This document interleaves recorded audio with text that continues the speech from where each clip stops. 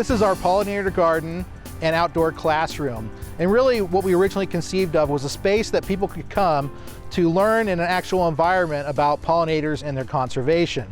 When I talk about pollinators, I not only mean bees, but I mean butterflies and other beneficial insects that live in that community.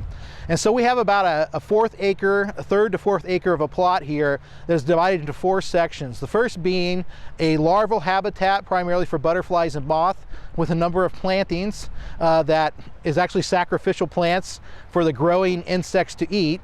We've got a berry plot that contains berry bushes and shrubs, and that's to show the food connection. Then we've got a majority of the habitat is actually a managed prairie that we have worked with Stock Seeds in Murdoch, Nebraska to help seed and plant and come up with a seed mix for this location. And there's over 40 blooming plants that might be growing in the habitat over the next 5 years as this habitat ages and goes through that cycle of restoration for a prairie here. And then we've got 5 grasses that hopefully also will come up as well to give it that nice prairie landscape look. And then the other habitat that I'm very proud of is the water-wise pollinator friendly section. We live in a state from east to west that varies a lot in rainfall. And so the idea behind the water-wise and pollinator-friendly plot is to look at the plant types that are beneficial for pollinators, but also grow well here in Nebraska with periods without rain. So we're doing some research and some demonstration of these plant varieties that contain native and non-native plants that we might be planting and testing out in those habitats. Well, this is called the comb, and it's a native bee habitat. And it's about 18 foot long and about 8 foot wide.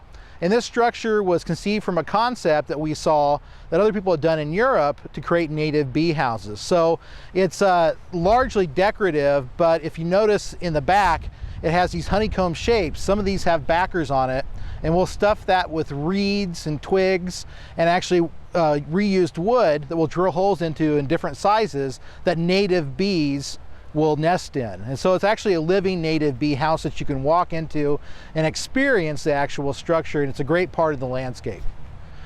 The other aspect to this is when we thought of this design, we borrowed a design from Europe, and we worked with Prairie Gold Homes, which is actually a job transition program for prisoners in the state penitentiary here in Nebraska.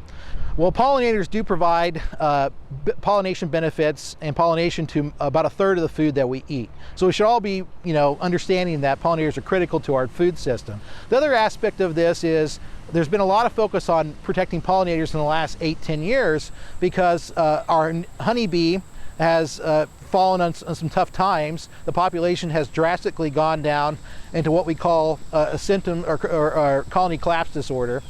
And because of that, people want to do something for pollinators. So we want to make sure people are doing things in their home landscape because a lot of our population in Nebraska lives in an urban environment.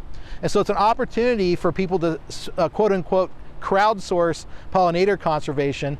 And if we could get everybody to do a little patch of blooming flowers that bloom throughout the year in their home gardens, that would be one of the simplest things we can do.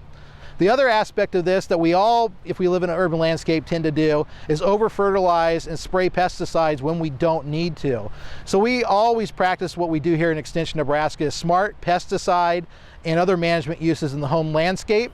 And that includes things like integrated pest management, which is first identifying whether you need a problem or if you have a problem, whether it's weed or insect problem in your home landscape, before you do anything in it, and then determine by working with your local extension specialists and educators on what you should be doing in your home landscape.